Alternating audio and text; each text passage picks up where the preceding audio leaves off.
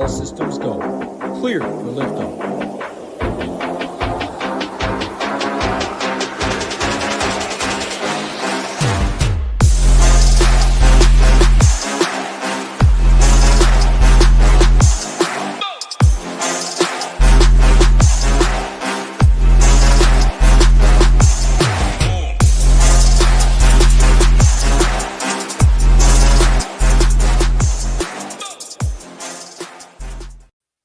What's up, everyone? Tyler Tamboline here, aka ToeTagginTambo, back for another edition of the Takedown Breakdown here on the Ship It Nation YouTube station.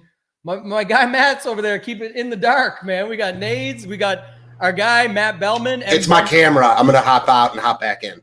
All right, hop off, hop back in. That'll work. We're all good. Yeah, we're gonna break it all down for you guys as usual. We're gonna go through it. We appreciate everybody here in the chat. We're gonna talk about everything in the week 6. We got the winners.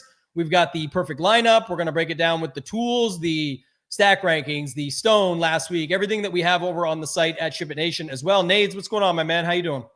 Doing good, man. Doing good. Brewers got the job done. Packers got the job done. DFS was close right there, knocking on the door. Didn't get quite the right combinations. We'll talk about that. Obviously, injury riddled slate from many of the studs yesterday, and I think from an interesting roster construction build that we're going to talk about, right? When we knew going into the slate yesterday, everybody wanted to play the 3 mid-tier running backs.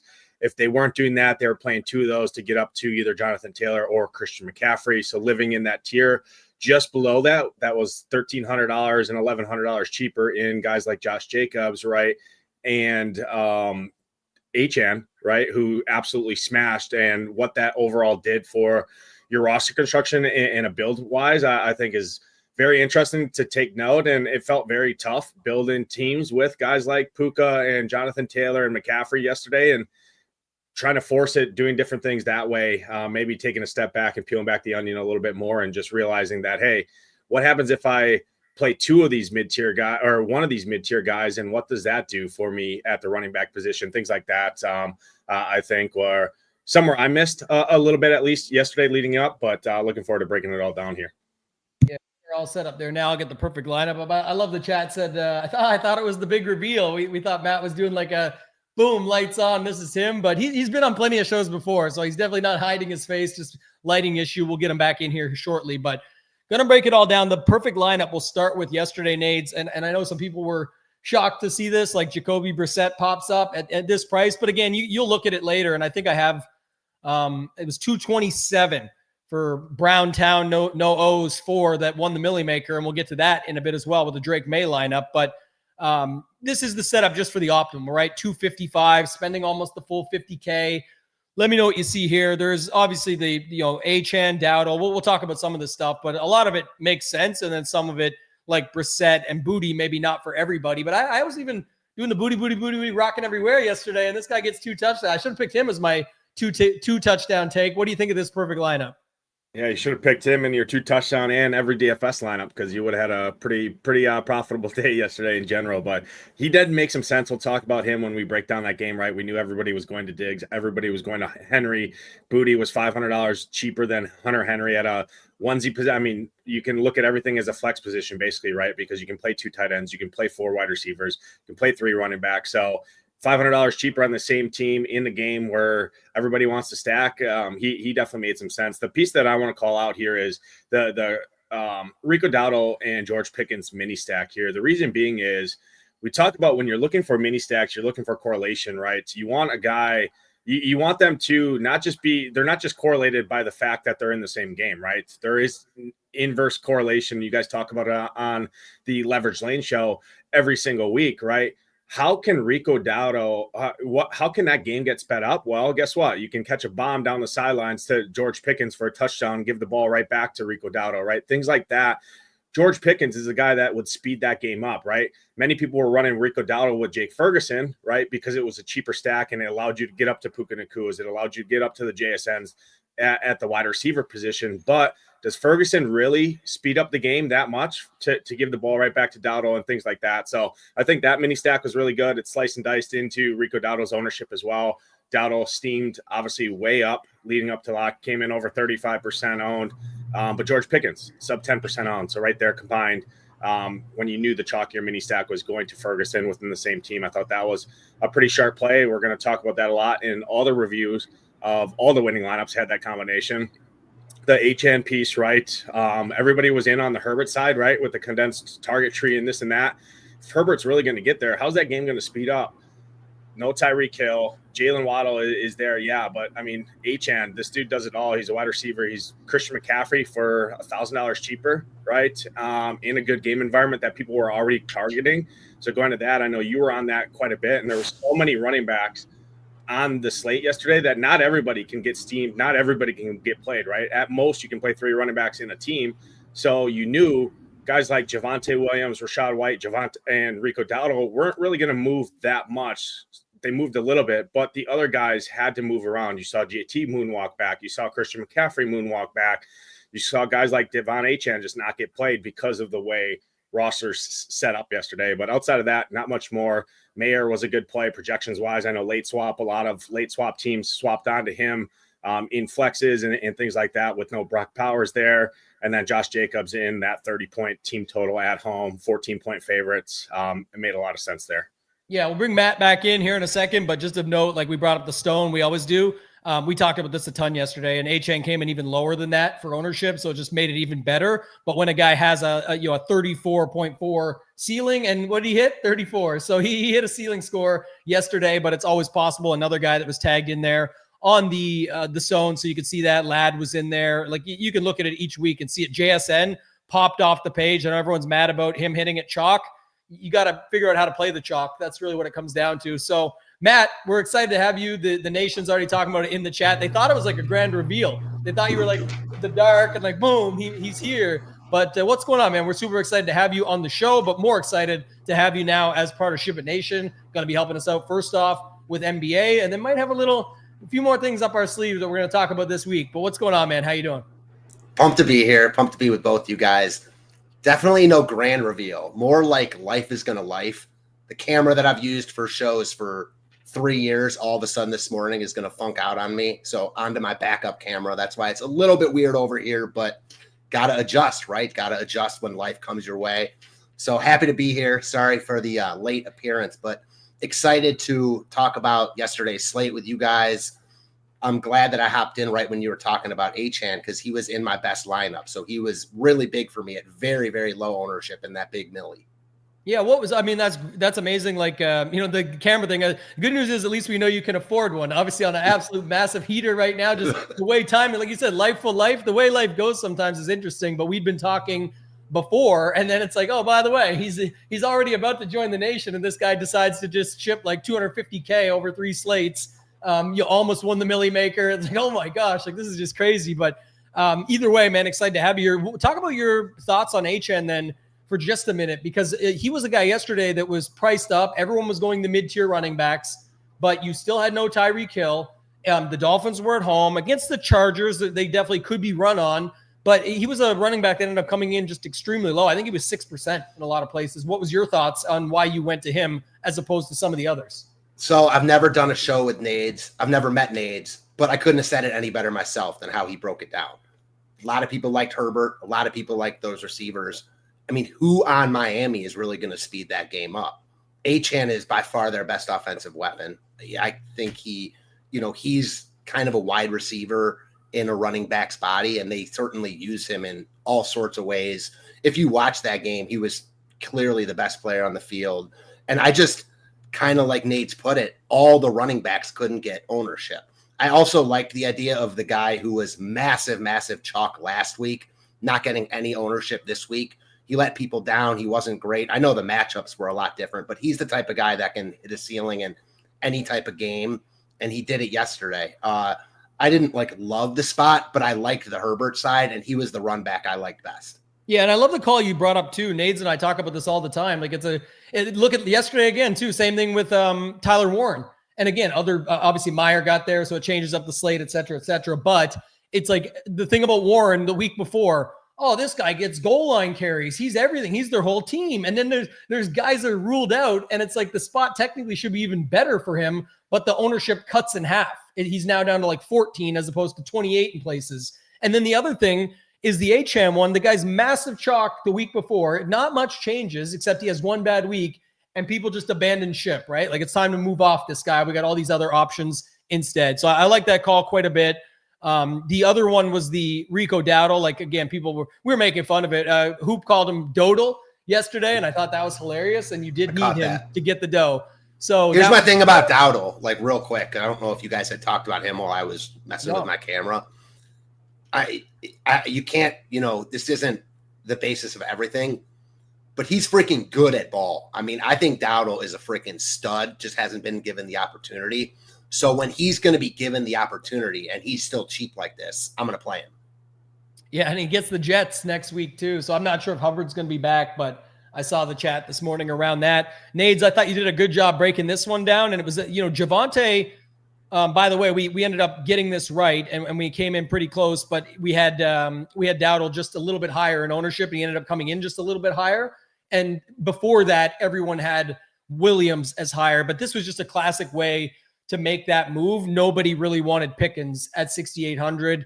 There was nice Dak lineups out there that could play like Dak, Pickens, Ferguson with Dowdle and whatever, or like you could have mixed in Tet as well. He didn't have as big of a game as some of those other receivers, but I think the bigger thing to me yesterday was what we kept talking about with Puka.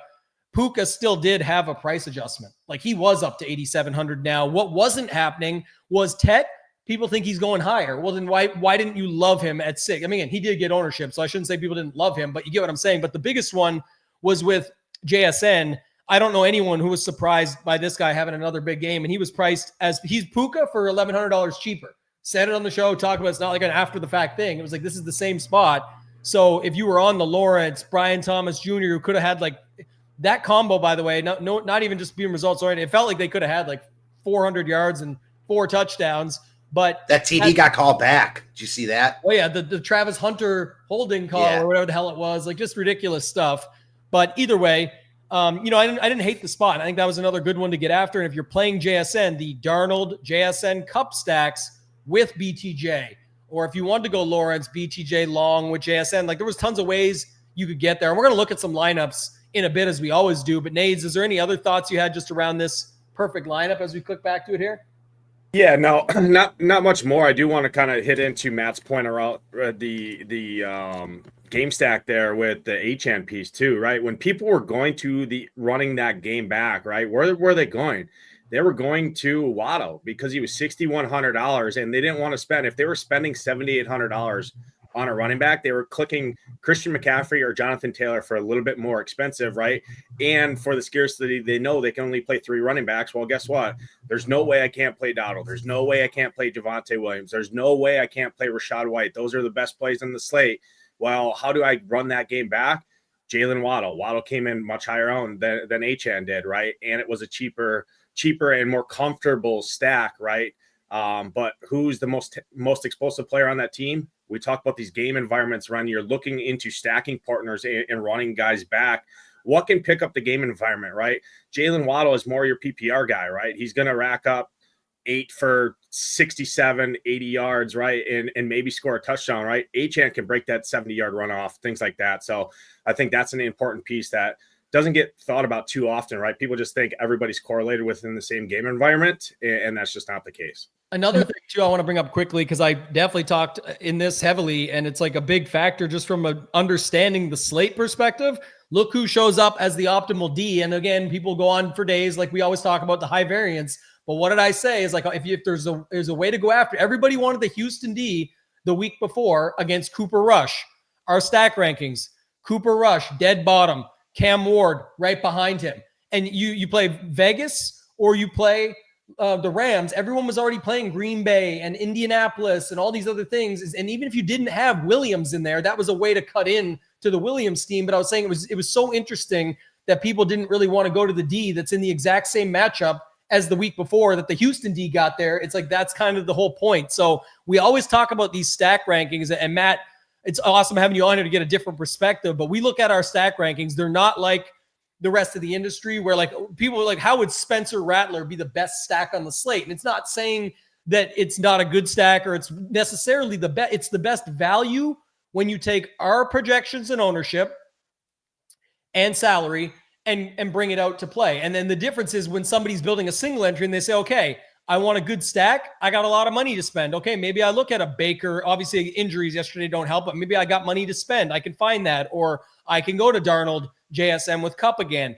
But if I don't have money, maybe to Hoop's point yesterday, I'll tell you what, there was a crazy lineup here, Nades, that almost, again, didn't even get there. But the game environment, we had it as sneaky on the stone. This was the lineup yesterday, Nades. I got to show you this. And Matt, just so you're learning, this is how we use the stack rankings. This is an interesting one. If you built Spencer Rattler, Olave, Shaheed, and then you put in Hunter Henry and Diggs, and you filled up all those positions with the game, it allowed you to fit Rashad White because you're not on the Tampa Bay stack. It allowed you to fit Jacobs because you're not on Green Bay. It allowed you to fit Jonathan Taylor because you're not on the Indy passing attack. And then it landed on the defense, Green Bay, to go with Jacobs and against the third lowest guy, Flacco. It didn't work out at all, but the environment was good and could have went back and forth. It could have been Diggs and Henry instead of Booty and Pop Douglas. It could have been a lot of different things, and coulda, shoulda, woulda. If my aunt had, you know what, she'd be my uncle. I get it. But I'm saying the main point is that's how you're thinking about this stuff when you're building. And while that one didn't work out, some of them did. You see Jacoby Brissett. You see, if you're not on the Carolina passing stack, you could be on Dowdle. We already know that was a good play anyway. If you're not on these guys, you could be on Jacobs. Like, all the stuff does start to add up, and you see it there with that perfect lineup when you go back. Was there anything else there, Nades, you had with it on that one? And then I'll go to Matt. Nope, all good. Matt, anything you saw with that? I mean, obviously, this is the perfect lineup. You can see where Dowdle, Achane, Booty, Pickens, JSN, all that stuff, all we oftentimes try and show off is like, if you're not on something here, like if you're not on Carolina because they're down the board, maybe you're on Dowdle. If you're not playing Wicks, Kraft, Dobbs, any of those guys, maybe you're on Jacobs, right? If you're not on Hunter Henry and Diggs, maybe you're on Booty. Like, it seems like we're always in the right place, but sometimes on the wrong players. And you probably have experienced that a ton in DFS, and maybe you can talk to that a little bit as well. Yeah, totally. I've never really broken it down that way or heard it broken down that way, but I think that's a really good way to kind of put the puzzle pieces together, just in a metaphorical sense, like the way you broke it down, where if you're not playing that stack, pick out a piece of, the top offenses, etc. For me, the biggest thing that stood out looking at the perfect lineup kind of ties into ownership. And when you were talking about him, I wasn't sure if you were surprised at his ownership or not. I was surprised at how highly owned JSN was. Maybe that was to my own peril, but I certainly thought Puka, at least from reading stuff and listening to stuff throughout the week, was going to be the highest owned player. He was still pretty highly owned, but JSN was significantly higher. I think a lot of that had to do with Lawrence being highly owned and Brian Thomas, et cetera, people wanting a run back. Not saying it was a bad play at all. Certainly it's an amazing play because he's amazing. I was surprised at how highly owned he was, though. Yeah, the biggest thing, so it didn't really shock me, and what I kept talking about all weekend with starting with Leverage Lane, and then it bled into Sunday and talking about it on the main show, was just how it was very clear to me that Williams was moving up the board. I think he ended up being the fourth highest owned or third highest owned. Like, he was up there for sure. And then I heard you talk about that. What's that? I heard you talk about that, how Williams was gaining steam and how you thought that might pull into Puka and maybe Devontae's ownership. I wanted to clarify myself, so I kept telling people that. I was like, I know it's not going to like moonwalk him, but it's going to hold him in check where he's not going to get out of hand. And clearly what happened is, like you said, as Herbert and Lawrence became more popular, it wasn't as much of the Drake, May, Diggs, Olave stuff people were expecting. In those lineups, yes, that was what you saw. Right. But because it was moving more to, now you needed to pay up for Brian Thomas Jr., like you said, or a little bit for Lawrence and Herbert over the other stuff. Those types of, like Buka, other guys were coming into play. I think people started to see it like I saw it, and it was JSN. If you're not getting to Puka, you better still get JSN. He's the next best thing, and he's literally Puka for $1,100 cheaper even before the results hit the board. And obviously, if Puka played a full game yesterday, there was a high chance. I mean, he came down on his injury off what could have been a touchdown. So it's like there could have been a lot more to that Puka day. It's just, that's what happens when you get these injuries. And it's been pretty wild start to the season for wide receiver one injuries as a whole. So it's not ideal. Just going back to that real quick, that was my biggest mistake on the slate. I played 4 lineups, and I faded the Rams. Not because I thought they wouldn't score, but just because I thought there were really good plays all over the place and didn't need to play them. I didn't play JSN because I didn't play Seattle or Jacksonville. I didn't really think, and again, this was me kind of overlooking him in general, that he was going to be like the highest owned player on the slate. I was completely off on that. Yeah, it's like the slate dynamics. It's always a thing, right? We don't know what we don't know. We have to put as totally predictive behind it as we can. But that's sort of it's definitely one of the biggest reasons I love doing the Leverage Lane show now with Alex on Saturday, is because it's another check-in point. Whereas before, I always get in my favorite shows on the Sunday show with Hoop and Title and breaking it all down game day, like right before, and finalizing thoughts and making my little notes as we go along and things like that. But in general, this show on Saturday has helped me huge with starting to see the slate even more clear. And I know a lot of people are, I'll just say it straight up because it's true. I know a lot of people have lost a lot leading into, week 6 and it's because not everyone can win, but you got to remember with NFL, you're playing for like one good slate. Like it could be one good slate. Matt, you won a bunch of money over 1 week. That's DFS in general. I feel like, especially when you're only playing tournaments. Go ahead. Yeah, sorry. No, you're right. And you nailed it. It is DFS in general, but because it's an NFL show, I was just keeping it there. But just noting it, as we get the news that Puka is expected to miss 1 to 2 weeks now, just noting it, it's not rude or against you. You're my boy. I'm saying, but like you might not win the rest of the NFL season, but that 1 week was huge. Like that's $250,000 in 1 week. It's what we play for. And that's what turns it around in one slate. So if you're out there right now and you're like, well, NFL sucks, I'm down $3,000 to start the season. I know that exists for a lot of people. You could win $10,000 tonight. You could win $10,000 next Sunday. You could win $50,000. Shout out to our guy, Rick Tenbush from Mastermind and from Ship It Nation. He won $50,000 yesterday. Huge day for him. And he's still looking for that 6-figure score. But I tell you what, a $50,000 score certainly helps. We've had $100K, and now a $50K in back-to-back weeks at Ship It Nation from members of the community. But that's one person winning it. Your turn could be next. Maybe it won't be, but you're always working to get better. And that's why you're here watching something like this. And to Matt's point, that's DFS as a whole, especially when you're just playing tournaments. If you don't like the swings, you would really want to focus on cash games and higher dollars, smaller field. And really that's a risk in itself, because then you could be playing against better players. So maybe just smaller fields, normal buy-ins might be better for you. But Nades, anything to add on that? I mean, it's obviously part of the game, but I think that's important to note.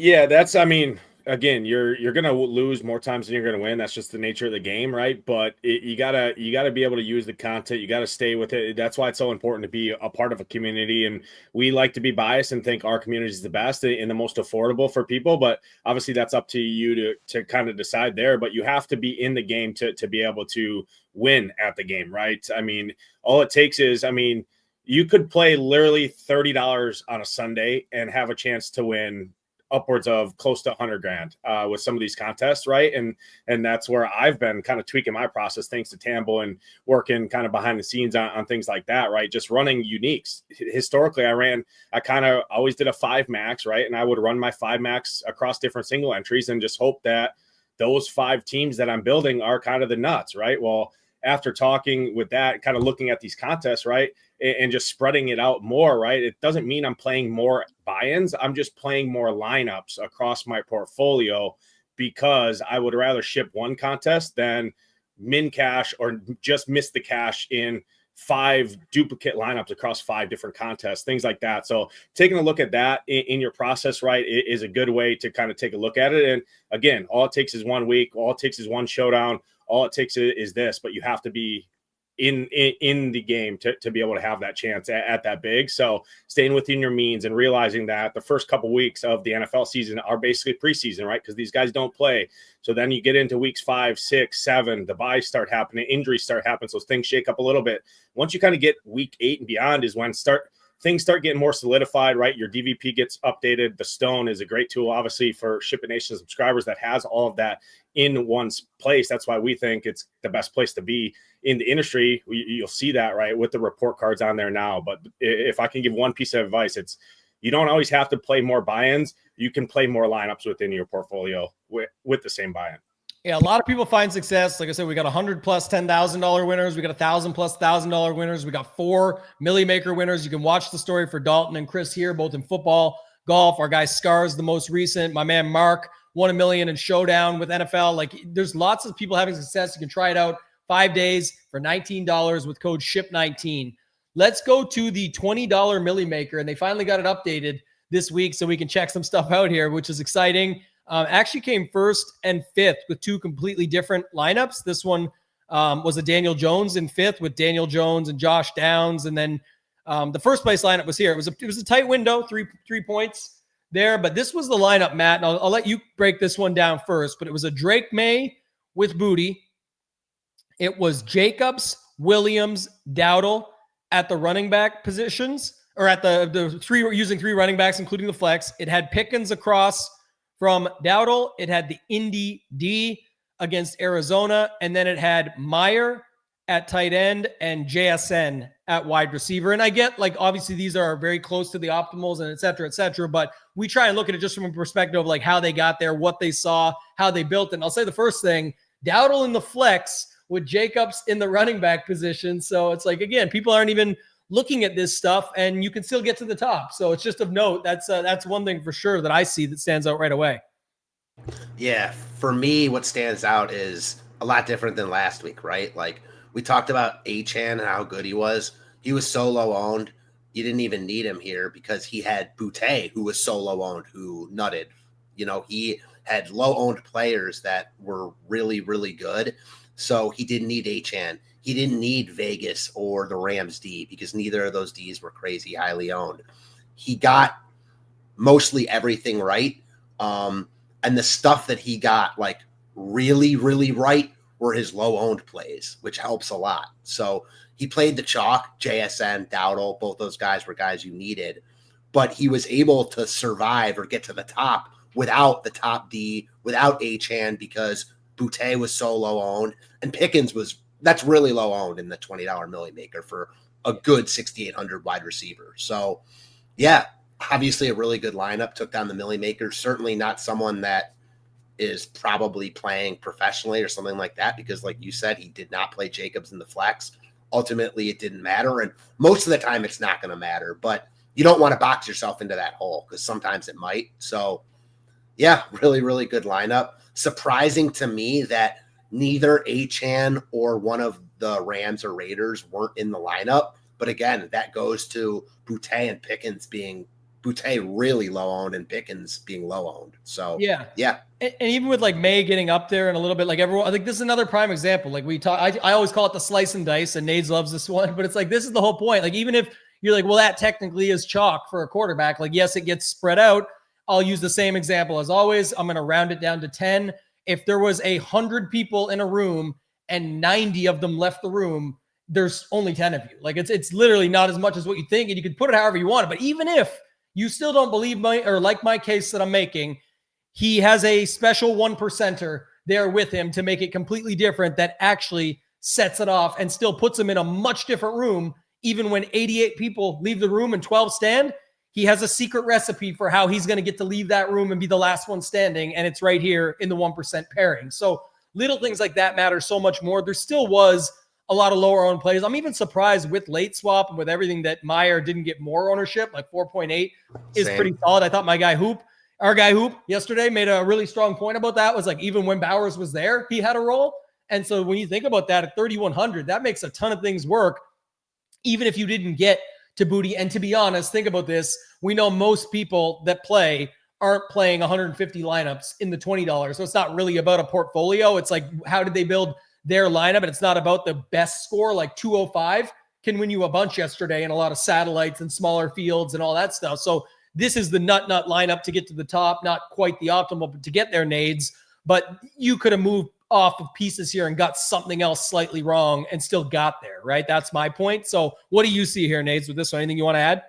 Yeah, so I looked at his exposures. He built 8 teams, or he or she, whoever it is here. It's definitely a hand builder, 8 lineups. Hand building strictly tells me just with the Jacobs in the running back position versus the flex, 99% of optimizers out there will automatically put your latest guy into the flex there. So that's kind of there. And I looked at his exposures a little bit, and he picked his game environment. So kudos to them for picking the game environments. They were heavily exposed into the Carolina-Dallas game, right? They had Dak over half of their, I think 5 of their 8 lineups were either Dak or Bryce Young, right? And then the one lineup that they played Drake May ended up being the nuts to get to the top. That's just the way it kind of goes there. But I will talk about the Michael Mayer piece, because Ashton Gentry yesterday was coming in projected to be one of the highest owned running backs. He came in as the 7th overall in the $20 Millie Maker, over 20%. If he's not getting there and you're not playing them because you already have 3 running backs that you want to play, right? Josh Jacobs, you're playing the Rico Dowdle, can't miss spot, right? And then you're leveraging the Puka Nacua with the Kyron. Well, if Gentry's not beating those guys, well, maybe it's Michael Mayer, right? At a onesie position in the flex. You're not playing Hunter Henry in the Drake May stack, right? So picking up the end zone, you're kind of double leveraging the field, right? Whether they realized they were doing it or not, right? That's kind of what I see is Michael Mayer had a role before, like Coop talked about, right? You knew when people were playing the Raiders, they were going to Jacoby Myers or Gentry, going to Michael Mayer, who, hey, guess what? He can score just as often in the red zone, right? Big tight end, big body. They like this guy. Why can't it be him, right? To knock Gentry down the board, keep my running backs that I'm playing above him, right? To give me a chance to the top of the leaderboard. So I didn't want to call it that one piece too. And then the JSN piece, a lot of people talk about JSN is literally, I mean, you talk about a Puka, right? But I looked at the overall receiving stats on the year. JSN is averaging almost 10 targets a game. That's like less than a target less. It's like within a target of what Puka Nacua is averaging. He's $1,300 or $1,100 cheaper in an offense that passes 70% of the time, right? And they don't like the running backs that they have in Seattle, right? Kenneth Walker, Charbonnet, this and that. I mean, the report card on the stone shows you 70% pass rate for a team that is on the road as underdogs against a D- pass defense, right? So this guy is an alpha receiver. You don't need to run him back. You don't need to stack him. He can just be your guy regardless of if he would have got there this week or not, right? It was the way it shook out for the roster. So did want to hit on that additional piece to kind of piggyback off of what Matt was saying overall, looking at the slate yesterday of realizing Jackson Smith, why he was kind of is owned as he would have, or as owned as he was overall. But overall, really good build. And I like the way he built his portfolio with his 8 teams going in on his spots, knowing he was up against a field of 161,000 people. The chat is getting after you now because there's no R in Genty. And so they're correcting you. I'm the worst. Everybody knows from the hockey breakdowns and this. I mean, you want to talk about trying to pronounce names, go and pronounce hockey guys, but I'm terrible with pronunciations. So let me stop for 2 seconds because I actually have a thought. This has been creeping into my own mind, and I don't like to react to smaller samples ever. And I literally think that it's just, I don't know what it is, whether it's like more information comes out, the pricing gets tighter. I've talked about this a ton for people that follow my stuff, but I never win an NFL until like week 7 and beyond. It's like just the way it always works. Every year I've had big scores, live final stuff, 100K scores, all this stuff. It seems to always happen, and I'll wait for it and be patient. Last year could have been a lot better, but it's like when I do have a big score, it's almost always after the first 6-7 weeks. Like that's just the way it goes. And I don't know why that is. And one of the things I thought about, and Matt, I'm going to kick this to you and get your thoughts on this, but I talk about this so often, and especially with hand builds, and I still don't think it's again, right or wrong, whatever. It's more like it's completely subjective, but I'm saying I always talk about like the parlay build out, right? Like it's like you get a stack, that's one thing. You get a secondary stack, that's a second thing. You get another secondary stack, that's a third thing. And then like if you need the fourth thing to happen, like that's a really good build. But sometimes to like Nate's point there, you could just like Drake May and Booty is 1. Rico Dowdle and Pickens is 2. But after that, it's like Indianapolis D versus Jacoby Brissett. Sure. And mind you, that was good leverage the other way. Brissett actually worked out. Meyer as a fill-in. Makes sense. JSN, you can play him as a one-off. That's fine. If there is somewhat to like combining Williams and JSN, because it's like you're not going Puka, you're going JSN instead. So even if you count that as 1 together, you still land on 6. Another good spot of Jacobs. In my example, like you still have kind of like 6 things you need to happen here. But the thing is, they're like so likely to happen for some of them. Like there's such good spots, like the Jacobs spot, the JSN. So will they always work out? No. But I think sometimes my thought process is, just speaking out loud and being a bit vulnerable, is I actually think I'm overthinking the correlations and stuff a little too much, especially maybe early in the season where we know less and like more stuff can just happen randomly. So while it makes a ton of sense on paper, you're like, damn, this didn't go in my favor. That. Do you have any thoughts on that, Matt? And did that make sense, what I'm putting out there?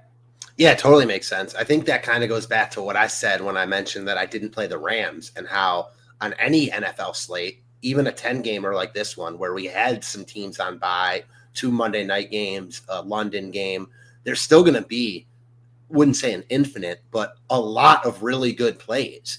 You just think about it, and I like to think about it if I were doing like a fantasy draft of all the players on the slate, like with correlation not really mattering. There's going to be a lot of good players to pick from. Now, to get to the top of DFS tournaments, oftentimes you need that correlation.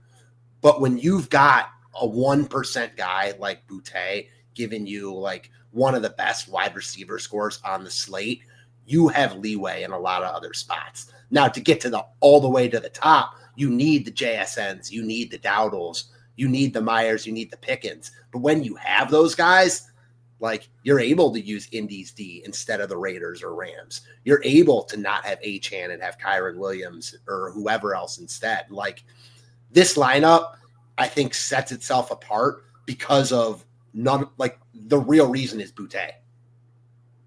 Yeah, I agree 100%. And that's why, like I said, like, I guess my takeaway too is when you think about it, like this line for sure from our guy Sean, who was on the show with us recently. We appreciate him. He says some of these Millie Maker winners are so obvious.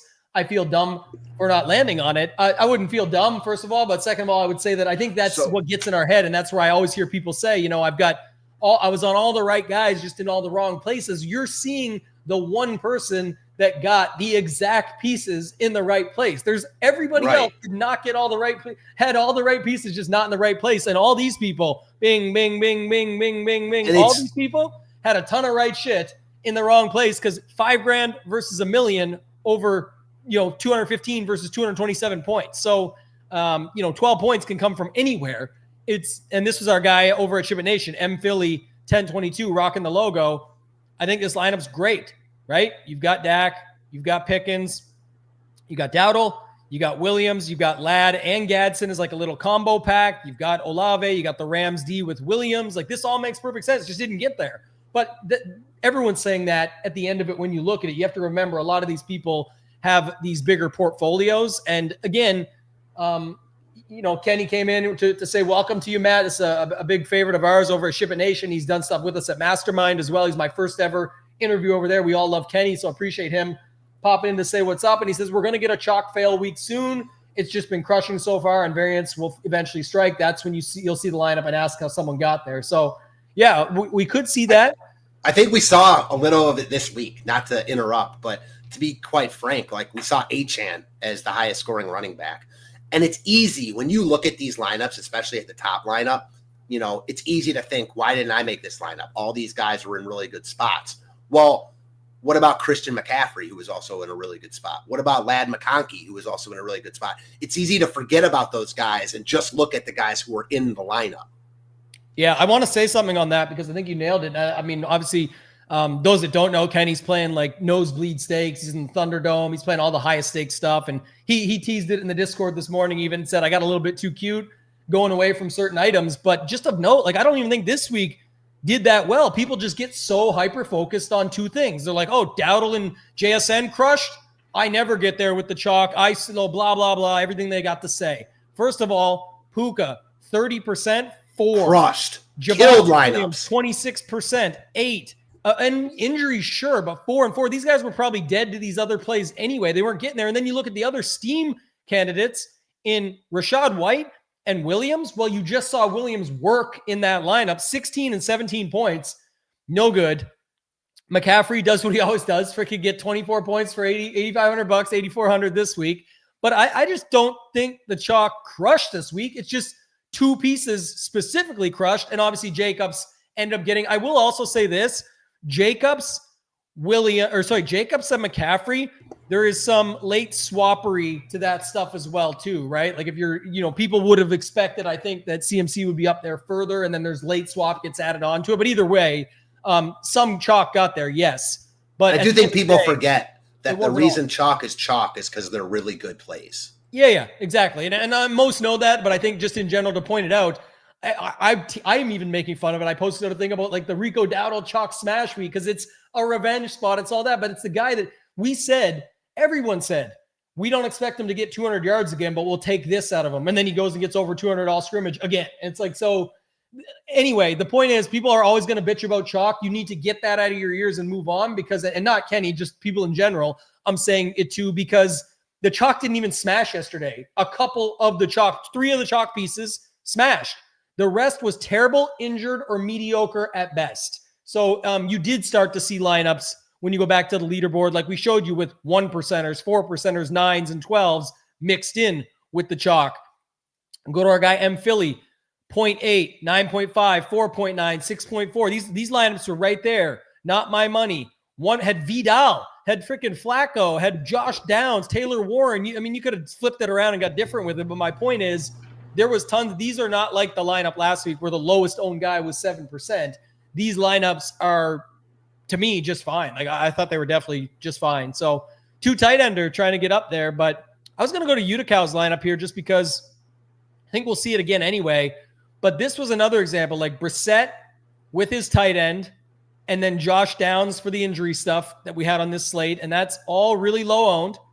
But then it's like, even going a step further, Achane, Vegas was super popular on FanDuel, but not on DraftKings because of the $3,200 price tag over here. So, that makes sense. But after that, Dowdle, Ladd, Olave, McCaffrey, like it was still a very well-built lineup as you would expect within his portfolio. But I just thought that was interesting. Nades, do you have any thoughts on this one? It kind of goes with what I said earlier. Like once you have Jacoby, McBride, and Downs, well, other stuff does kind of match up a little bit. Not really, right? Like Achane, McConkey's the only other thing. After that, not much at all, but it's still a really good lineup. And you've already got different enough with Brissett, McBride, and Downs. Yeah, the thing I will say about the Downs play too is it leverages off of Pittman, Warren, and Taylor within the same team, and you're skinny stacking a quarterback at 2 onesie positions. I learned that from you, Tambo, talking with you with a $4,200 quarterback and a $5,500 McBride who started the season almost $7K, right, in an offense where they're facing a C plus, a C pass defense at best, right? Shout out to the Stone for the rankings there. So that's what I will say is you can get away with skinny sacking quarterbacks at a onesie position, right? Like a tight end when you know it's leveraging on the other side of the Warren game, right? The Taylor, the Pittman, all of that, and just picking who's going to speed that game up. Well, guess what? A bomb down the sidelines to Josh Downs will speed that game up. Yeah. Anything to add, Matt, on this one?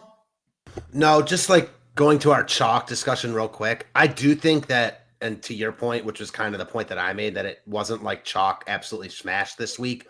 But the other side of it was like the 2 guys that did smash, especially Dowdle, like you absolutely had to have. It wasn't like, oh, the chalk was really good in that regard. Like you couldn't win anything without Dowdle.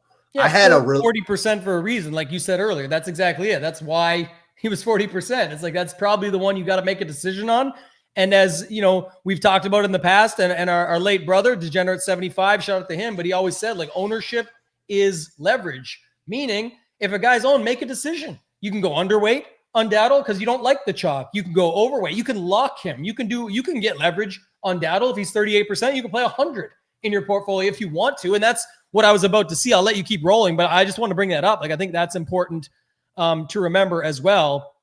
Let's just see here.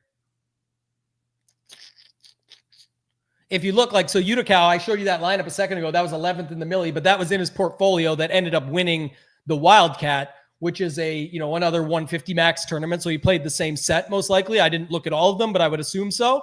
But he had 146 unique lineups of 150, used 92 players. And if you look here, he went with the field on Dowdle. He had 38 to 38. But with McCaffrey, McCaffrey's going to be so high owned. He's even going to get steamed in the higher dollar stuff. Okay, let me get double the field of that guy then. That's what I want. And did it fully work out? Yes, because he won the tournament. But it's not like McCaffrey had a slate-breaking day. He did enough for his money and did a standard score. But he had 25% leverage on Williams, You go down and look. Let me see. I mean, I already suspect this, but if we find it, let's do it by salary. Might be easier. 17% negative leverage on Puka, so he only had 12%. Right. That's what I was going to show right there. Yeah, exactly. So that's my point. It's like you're making decisions at that point. He doesn't have no Puka, but his decision was to be overweight on Williams, underweight on Nakua. That's part of it as well. So it's funny looking at this set. I mean, anytime we talked about this, Tambo, like anytime you win a tournament, it takes luck up top. But like the only thing that really stands out as like a really well played position or stake on these exposures to me is the under on Puka. Like I feel like he almost was just lucky to have that one lineup up top, which happens when you enter 150. Yeah, if you look here, this another thing to note in people with their portfolio, like obviously having a lot of lineups helps. Being one of for Utica, the best player in the world, all these things help. Right. And we review all this stuff at DFS Mastermind. I know people talked about even Ship My Money. Your boy made a joke one day, said, hey, if you want to review Utica, why don't you come over and check our stuff out? We'd be open to comparing stuff and then doing some collaborations. I think those guys do great stuff, but it's more expensive than some can pay. But at Mastermind, you could start for $99. And this is the most interesting. There's our guy, Rick, right here is a testimonial on the page. He's been with Mastermind since day one, won 50 grand yesterday with the Ship It Nation logo up top. And then you can go down here and get in for $99 and check it all out. We do way in-depth reviews. Nades is over there. You just did an interview with me over there. That's where people first found out about you. But just going back to this, in the 150, McCaffrey didn't crush. He ended up on the lineup. Thank you. And Williams, good for that. And Olave, like certain guys ended up on it, but it's not like they necessarily crushed like Javonte, Warren, Tet. Some of these guys did, some of them didn't. So it's like that's kind of the whole point. It's like you got to have the right pieces go together. And when you've got the 150 lineups and you know how to build like he does, and like I said, I think he's the best in the world. And I got a statement on that in a second, though. My boy Fantasin, I got to give him credit again and his flowers because I love that guy. He's the man. I've met him tons of times. We've been up to dinner, done different events, met some of his family and friends. He won the Millie again yesterday too. So obviously you're comparing two of the best in the world, but just that's Utica's lineup. This is Fantasin. He got another Millie maker. He was second in the Millie when you got third just 2 weeks ago. He got second in that Millie maker. He is phenomenal across all sports. And here's his win and fourth place up top. He had a Bryce Young lineup. So walk me through this one, Matt. See what you see here. Yeah, I finished 15th in this tournament with my best lineup. So I was definitely looking up at Fantasin yesterday. Just a really, really solid lineup. Good plays all over the place. Obviously a much, much smaller field, so you don't need to get everything right. Didn't have JSN in this lineup, did have Jacobs and Dowdle, didn't have Puka, obviously. And I think that was the biggest thing with Utica's set. Because Puka was so expensive, being so under the field on him allowed you such different roster construction. So, that's what really set Uta apart. And obviously, as you said, he's one of, if not the best in the world. So props to him. The lineup up top in that Millie Maker was just solid plays all around. Didn't have the chalk that failed. Didn't have JSN, but had good other plays, all over the place. So nothing that like really stands out as being different. Just a well put together lineup. And would I have been surprised, or could the fifth lineup in this contest have finished first? Sure, but it just happened to work out his way yesterday. Yeah, and I'll say this, so Kenny brought this up and then he laughed over this. He goes, the Sims are actually proving bringbacks to be minus EV as a whole. I think you can either go skinny stack or onslaught to stay on the right side of the math and then to fill in the rest. I don't disagree on what you're seeing and what's happening is it certainly shows more often than not that you could just play like four guys. Like I keep using the Sheets example when he played the four Raiders that week. It's like, I'm not going to try and figure out Washington's mess. I'm just going to play four Raiders. That happens. And then he goes sick lineup and immediately contradicts the bring back. It's all whatever lineup shows up top. I mean, that's just going to be a product of the one that got there. But I don't think if you look at every single line, I'm not going to go through every single one, but I don't think you're going to see everybody doing it this way. But this lineup I thought was really sound. Again, you got Young, Dowdle, Tet. I think our guy Sean Sullivan, who was in the chat earlier, talked about we could do this and then played Pickens. And that's a good starting point. Then you just plug in White, Ladd, Warren, Jacobs. And if you're not playing the Drake May stuff with the Diggs stuff, with all of that, why not just land on the New Orleans defense down there at 2,400, leave a little bit of money on the table and run it? even though they didn't come through, it still got the job done here. And I think that's kind of the whole point of what I talked about earlier. There's really nothing, Nades. The lineup's amazing. It feels like what Sean said earlier too, of like, it feels like, how did I not have that lineup? It's so obvious, but because it is all just a bunch of really good plays, but it wasn't overthought to be. And again, he's not, necessarily, he's definitely not hand building this stuff out. So I can tell you that much, but to note it, I think I'm overthinking, and I'm hoping that can help myself and others learn from it, in that, especially right now, like you might be overthinking the additional correlation stuff, even though it feels better.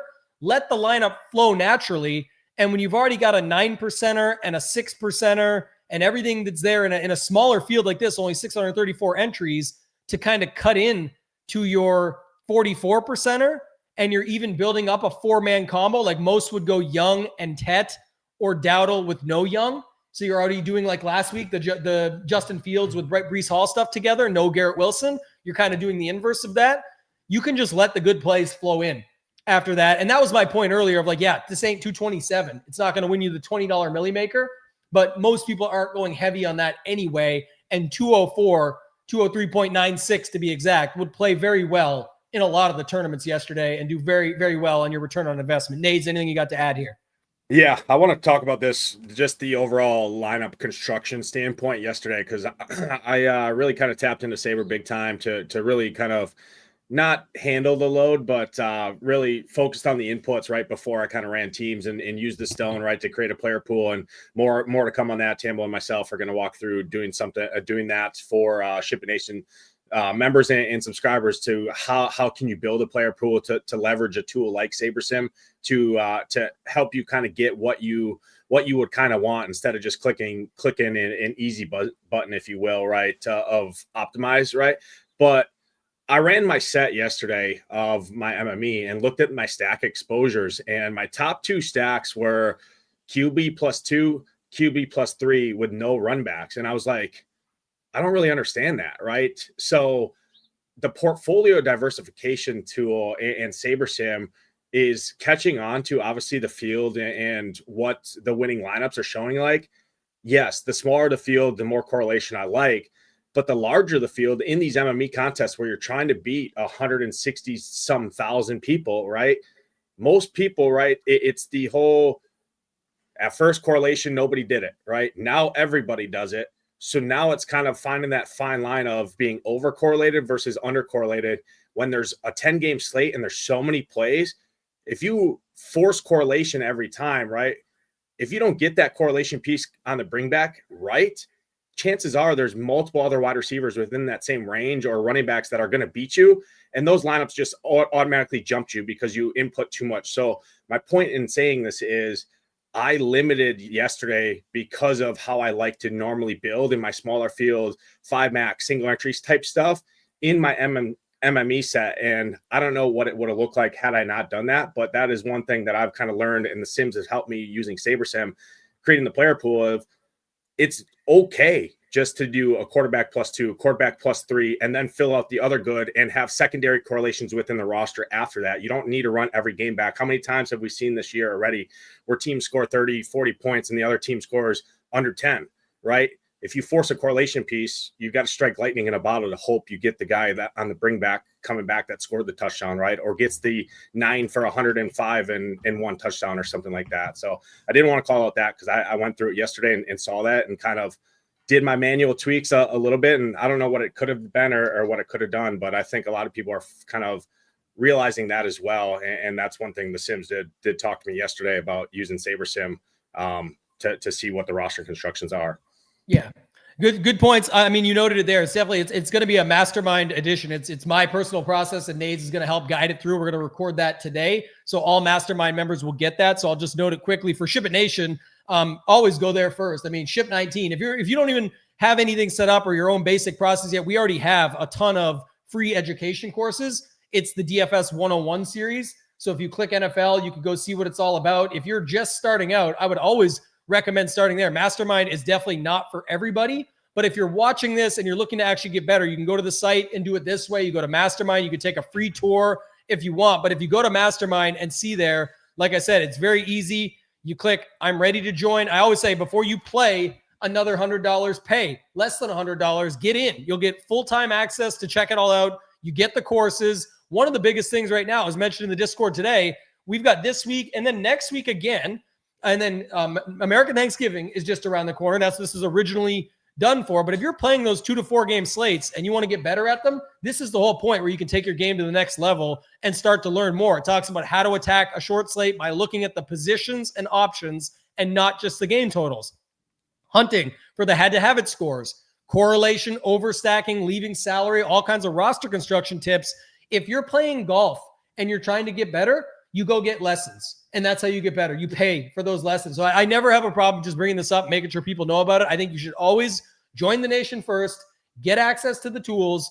But this is where kind of all the other players that are looking to level up are going to. There's nothing like this that exists out there. It's essentially the Netflix of DFS, where you can go check it out. You go to shipitnation.com/mastermind. And then later today, Nades and myself, we are going to be recording our Saber Sim mixed with the Stone, mixed with everything to be able to show how we personally put it all together. If you're on Ship It Nation already and you go to NFL The Stone, there is a tutorial here on how the Stone works. But if you want personal process and how to put it all together from start to finish, kind of done for you, that is going to be an additional cost. And that is what the mastermind program is. And that's why we have over 500 people in the program already. So if you're a member at Ship It Nation, check it out. Let's get back to this lineup. One thing I wanted to look at was his portfolio, Fantasin there, just to see what he did with the Puka situation as well. And interestingly enough, where's it at here? Almost I did. Oh, no, wait. I'm on the wrong thing. I apologize. Where's it at? I want to speak a little on this lineup too when you're done. Yeah, for sure. Just 1 second. We'll do that. Just bring it up here. Puka, he was just underweight on. And then if you go down to, where was sort of his main leverage at? Rashad White, 68% Rashad White. So that was his stand. And then what did he do on Dowdle in these lineups? He matched the field with Dowdle, was overweight on Rashad, was even with the field on, or a little slightly under on Egbuka because he was overweight on Rashad White. So pretty much matched the field on a lot of the guys. But it's tough when you only have, when there's 19 rosters, right? And 634 entries, right? Exposures or ownership obviously gets inflated big time, but yeah, we'll look at it in a second for one more spot, but I'll let Matt talk about it first while we got it up here. Go ahead, Matt. Well, I just wanted to kind of speak on it in terms of my own lineups, because what's interesting to me is it was like a combination of my lineups. Like I mentioned, I played 4, 2 of them cashed, 1 of them finished 15th. The one that finished 15th was Chargers stack with Achan. It's on the screen. Okay, so those were those 2. And the other 2, the other one that cashed and the other kind of close one to cash were Bryce Young, Dowdle, Tet stacks. I just didn't have Pickens and I didn't have McConkey in those. So it was almost a combination of those 2 lines, which is frustrating, to be perfectly honest. I like this lineup here, by the way. I did the worst, which is hilarious. But like when you go all in on the Tampa Bay San Francisco game and it gets you Genty with the defense, like it's just like, look at this, like all good plays and clearly owned, but it's like, how can I put them together differently? Well, let me play it like this. So I think in a tournament when there's only 634 people, you want to talk about a lineup that you'd be against like maybe 1 to 2 other people with. If it went that way, that would be huge, right? So just of note, like people always look at this and say like, holy shit, he almost won the milli again. He was up there and finished 15th. He won 27 grand on his 4 lineups. This turned out to be your better lineup yesterday, but there is nothing wrong with a build like this. And I always talk about these overstacks can work a lot better in a small field, because even if Juwan has 15 and Egbuka has 24 and like it doesn't quite match the other spots of like JSNs and some of the chalkier plays, because you're in the smaller field and if everything else goes your way, it can still overcome that and beat it, right? Versus in a large field, that's not going to cut it. You're going to need almost perfection at every spot. But let's talk about this Herbert lineup maybe, because it's the one that did the best, so people will care about that. But what was your thought process while we've got you here and introducing you to the team and to the members and the community? What's your thoughts on this lineup? So before I even give my thought process real quick, it's almost like Nades is speaking to my soul today, because the other big mistake I made besides JSN was not playing Meyer over Genty. There were so many good running back plays. Meyer was like almost the wide receiver 1 for the Raiders yesterday. Like you could just have gotten Genty's score matched unless he had like a nuclear game, which he didn't. So I thought that was the best point, the one that hit home most that we've talked about so far on this show. For me, my thought process building this lineup was pretty simple in the sense that Quentin Johnson was out. So I thought Ladd and Keenan Allen were both too cheap. I didn't love this spot. I never love stacking West Coast teams going east, but Herbert is generally good enough to overcome that. I thought Achane was one of the best tournament plays on the slate at his low ownership. And Dowdle was a guy I played in 3 of my 4. I thought that he just kind of fit everywhere. Tez Johnson was one of my favorite cheap guys. He ended up only getting there because of that late touchdown, but that's what he can do. I played McBride because of exactly what Nate said earlier. This was a guy that was $7K earlier in the year. He wasn't getting any ownership. He was affordable, and no one was going to play him. Now, that was kind of the mistake with Genty. If I had just played Meyer and, let's say, Jacobs, I probably would have won it. But a lot of people probably had 2v2s like that. So I'm not sitting here regretting it. It's just a looking back on type of thing. I like the Raiders D because, as you mentioned, they were getting a lot of ownership on FanDuel, but not as much on DK. Mm-hmm. They were expensive enough where the ownership was going to be cut down. And this Tennessee offense is just atrocious. So I think defenses are going to be in play against them pretty much every week. The lineup almost just came together and built itself. Now, do you think about this? I do for sure, but I'm just curious your thoughts on the Tez Johnson spot. He obviously, one, makes a lot work. And I know people say, well, it's crazy. He got that touchdown and still only got 11, even though 11 is pretty solid for 3,200 or 11.5.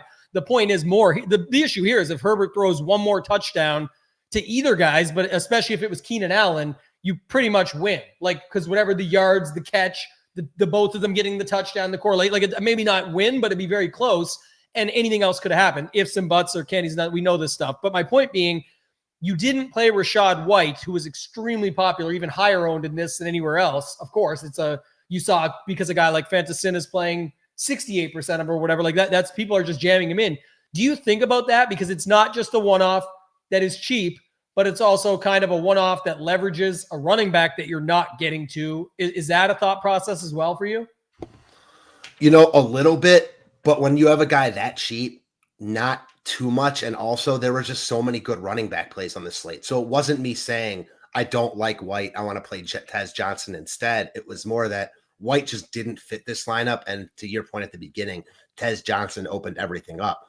But to that point, though, this lineup didn't get there and wasn't perfect, even for this tournament. If I hadn't played, Genty and had, Tez Johnson got there, but I don't think the top lineup had Tez Johnson going back on it. So he was a good play, not a great play. There were certainly tweaks that could have been made within this lineup.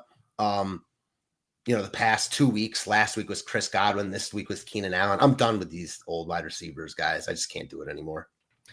Obviously, you're the worst player ever because you didn't just play Booty instead of Tez Johnson and use Rachaad White instead of Genty and have a perfect 2v2 and leave a couple bucks on the table and you would have won by $1 million. But yeah, no, this is the whole point in going back over it. I thought the line, my takeaway was when you have Herbert, Ladd, Keenan, someone that actually pushes them in Achane and Dowdle, that's a very easy start to say, feel pretty good about that. That's kind of where I'm going with it to start things off. I'm fine with it.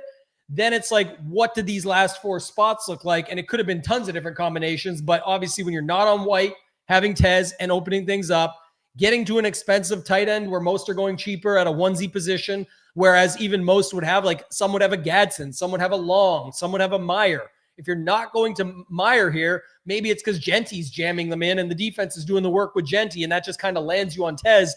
It all does make a ton of sense on paper and did a hell of a job. It just didn't get there. 14 spots short of the million. Which is going to happen. You finding success in NFL right now as the season moves on. Yeah, and I just want to touch on Nate's point also because I think it was really apropos to what we're talking about.